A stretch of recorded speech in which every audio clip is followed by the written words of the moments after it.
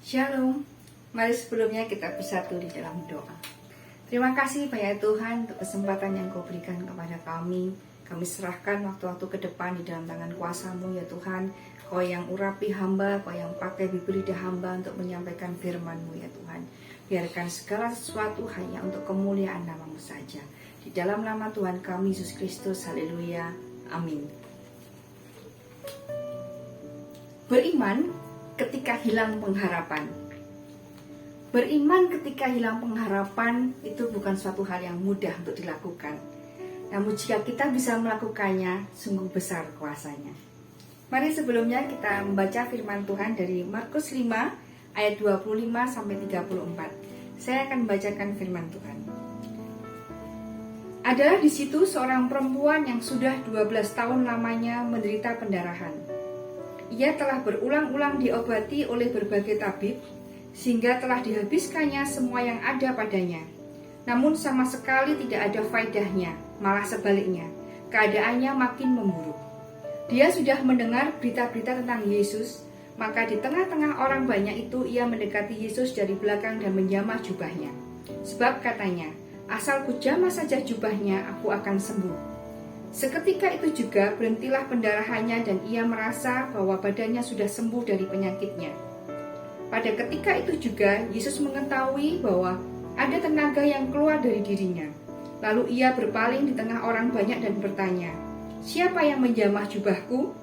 Murid-muridnya menjawab, "Engkau melihat bagaimana orang-orang ini berdesak-desakan dekatmu, dan engkau bertanya, siapa yang menjamah aku?" Lalu ia memandang sekelilingnya untuk melihat siapa yang telah melakukan hal itu. Perempuan itu yang menjadi takut dan gemetar ketika mengetahui apa yang telah terjadi atas dirinya, tampil dan tersungkur di depan Yesus dan dengan tulus memberitahukan segala sesuatu kepadanya. Maka katanya kepada perempuan itu, "Hai anakku, imanmu telah menyelamatkan engkau. Pergilah dengan selamat dan sembuhlah dari penyakitmu." Amin. Apa yang bisa kita petik dari kisah wanita yang pendarahan 12 tahun ini? Dia sudah mungkin putus asa karena dikatakan bahwa dia sudah berobat dari tabib yang satu ke tabib yang lainnya. Orang ngomong obati pakai ini, obati pakai itu, dia sudah lakukan semuanya. Bahkan mungkin dia dulu adalah seorang wanita yang kaya raya, namun semuanya habis untuk pengobatan itu. Dan dia tetap tidak sembuh. Dan bayangkan, pendarahan selama 12 tahun, mungkin dia sudah lemas, pucat. Duduk saja mungkin dia tidak mampu. Mungkin dia juga ditinggalkan oleh keluarganya, orang-orang terdekat darinya. Kan dikatakan bahwa, kau mungkin orang berpenyakitan. Namun dia tetap beriman. Dia tetap berjuang dalam hidupnya. Dia tidak menyerah. Bahkan ketika dia mendengar bahwa Yesus ada di kotanya, dan dia pernah dengar dari banyak orang yang mengatakan bahwa Yesus bisa menyembuhkan banyak orang, maka dia pun juga ingin bertemu dengan Yesus. Dia pun juga percaya bahwa Yesus bisa menyembuhkan dia. Dia tumbuh iman, dia punya iman yang kuat. Asal ku jamah saja jubahnya, aku akan sembuh. Dia katakan bahwa aku akan sembuh. Itu mengatakan bahwa dia punya iman yang kuat. Dia percaya bahwa dia akan sembuh. Dia tidak berkata bahwa mungkin aku akan sembuh, semoga aku sembuh. Tapi dia katakan aku akan sembuh. Nah, iman itu bisa timbul dari mana? Dikatakan dalam Roma 10 ayat 17, iman timbul dari pendengaran dan pendengaran oleh firman Kristus.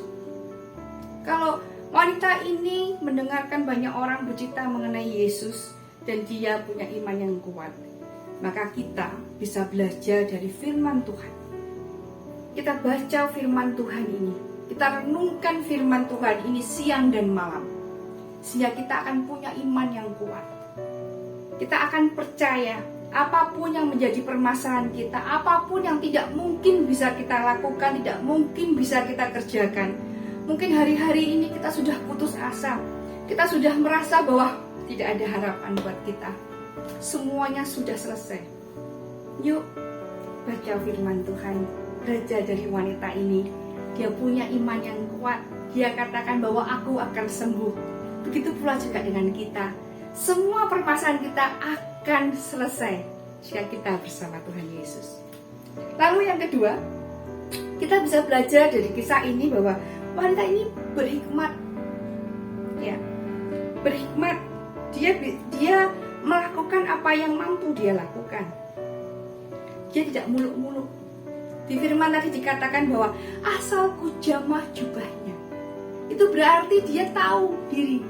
Dia tahu dia punya hikmat bahwa dia akan melakukan apa yang dia bisa lakukan. Dia tidak berkata bahwa aku akan bersalaman sama Tuhan Yesus atau mungkin aku akan sentuh bahunya. Karena kenapa? Dia sudah pendarahan 12 tahun. Dia pasti sudah sangat lemas dalam kondisi tubuh.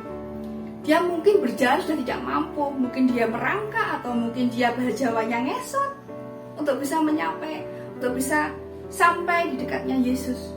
Maka dia melakukan apa yang bisa dia lakukan, yaitu apa? Menyamar jubahnya. Jubah itu pasti di bawah.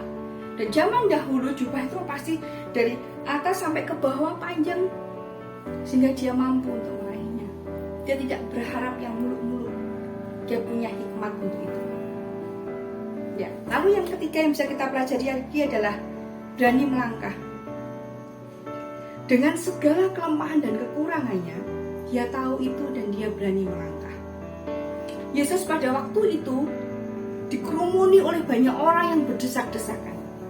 Sedangkan orang ini, wanita ini, dalam kondisi yang sedang sakit, otomatis ketika mau menjamah jubah Yesus saja, dia mungkin diinjak-injak banyak orang. Kenapa? Mungkin dia dari bawah jalannya. Dia mungkin merasa bahwa, wow, itu orang banyak. Aku harus jalan bagaimana ya? Tidak ada yang menolong aku. Tapi dia berani melangkah. Dia berani mengambil semua resiko itu. Nah, ketika dia berani melangkah dengan semua kelemahan dan kekurangannya, namun dari tiga tadi disatukan, iman, hikmat, dan berani melangkah, menghasilkan suatu karya yang luar biasa. Tuhan Yesus selalu berkata, wah, apa ini ya? Ada sesuatu yang keluar dari tubuhku. Itu artinya apa? Mujizat Tuhan keluar. Suatu hal karunia dari Tuhan keluar. Dan orang itu sembuh. Banyak dari kita yang saat ini beriman. Percaya Tuhan Yesus, percaya. Kita berhikmat. Kita tahu bahwa kita punya hikmat. Kita minta hikmat dari Tuhan. Kita berdoa, kita minta hikmat seperti Salomo. Tapi kadang-kala satu hal yang kita lewatkan. Kita punya mata yang terlalu takut melihat keadaan sekitar. Sehingga apa? Kita tidak berani melangkah. Tuhan katakan iman tanpa perbuatan adalah mati. Maka dari ini kita bisa lihat pelajaran dari wanita ini. Wanita yang sakit pendarahan 12 tahun ini. Dia orang yang punya iman yang kuat. Dia punya hikmat. Dia melakukan apa yang mampu dia lakukan dengan sebaik mungkin. Dan dia berani melangkah, mengambil segala resikonya.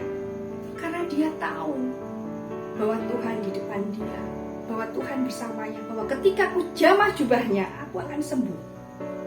Lalu ketika kuasa Tuhan itu dia terima, apa yang Tuhan katakan? Hai anakku, imanmu telah menyelamatkan engkau. Pergilah dengan selamat dan sembuhlah dari penyakitmu. Ketika kuasa Tuhan itu sudah menjadi bagian kita, kita akan selamat. Kita akan sembuh. Kita akan tertolong. Maka dari pelajaran wanita 12 tahun pendarahan ini, mari dalam suasana dunia yang begitu rupa saat ini, harga minyak yang naik luar biasa, semua ketakutan di luar sana ada. Namun satu hal, kita harus yakin dan percaya Tuhan beserta kita. Apakah Yesus tidak bisa langsung menolong wanita itu? Bisa. Tuhan Yesus Maha Kuasa, dia bisa memanggil wanita itu, halo sini aku tolong. Namun satu hal yang harus kita pelajari. Dalam firman ini, Tuhan ingin ajarkan kita, satu, punya iman yang kuat. Dua, berhikmat dalam melakukan segala sesuatunya. Dan ketiga, berani melangkah. Dan ketika ketiga ini kita lakukan, maka kuasa Tuhan menjadi bagian kita. Mujizat Tuhan kita terima. Ada satu hal yang ingin saya saksikan. Ketika saya mempersiapkan khotbah ini, 1 minggu yang terjadi dalam 1 minggu ini sungguh luar biasa. Saya diperhadapkan dengan berbagai macam hal kejadian yang membuat saya hilang harapan. Saya ingin mengakhiri semua yang ada. Saya capek dengan pekerjaan saya jenuh dengan kehidupan saya merasa bahwa apa saja yang saya kerjakan itu sia-sia. Saya merasa bahwa apa yang saya lakukan itu tidak pernah ada hasilnya untuk membawa kebaikan. Namun malah sebaliknya, membawa sesuatu hal yang buruk. Kecemasan, ketakutan, itu saya alami seminggu ini. Bertubi-tubi berita-berita yang tidak menyenangkan telinga saya dengarkan. Sehingga saya hilang harapan. Namun satu hal yang saya rasakan bahwa saya imani, saya percaya bahwa segala sesuatu akan indah pada waktunya. Entah dari mana asalnya, namun yang saya yakin dan percaya itu pasti dari firman Tuhan yang menguatkan saya, yang membuat saya punya iman di tengah-tengah pengharapan yang tidak ada. Dak-dikduk, ketakutan, kecemasan, itu saya alami. Namun puji Tuhan, Tuhan tolong saya. Dan ketika saya sadar, ketika saya menulis firman ini yang akan saya siapkan untuk dikhotbahkan, saya berkata, Tuhan ajari saya. Ternyata tidak hanya beriman, tidak hanya perlu hikmat, tapi saya juga harus berani melangkah. Ketika hari demi hari saya lalui, ternyata luar biasa. Hari ini, sore tadi, apa yang saya khawatirkan? Tuhan katakan bahwa semua sudah kusediakan. Tak perlu kau khawatir. Seperti yang tadi di firman Tuhan katakan, ketika wanita pendarahan 12 tahun itu menyentuh jubah Yesus, seketika itu juga dia sembuh. Begitu pula dengan kita. Apapun yang sedang kita alami, apapun yang menjadi permasalahan kita, apapun yang kita takutkan dan khawatirkan, pegang Yesus. Pegang Yesus. Maka seketika itu semuanya Tuhan selesaikan. Saya sangat terberkati sekali dengan firman ini. Dan saya terima kasih kepada Tuhan karena diizinkan Tuhan untuk bagaimana sih rasanya ketika kamu tidak punya harapan, hilang harapan, namun kamu harus tetap beriman. Tuhan Yesus luar biasa. Semoga apa yang saya sampaikan pada kesempatan kali ini bisa menjadi hal yang menguatkan kita semua dalam kondisi saat ini. Pegang teguh firman Tuhan, baca selalu firman Tuhan, dan percaya Tuhan menyertai kita semua. Damai sejahtera untuk kita semua. Shalom.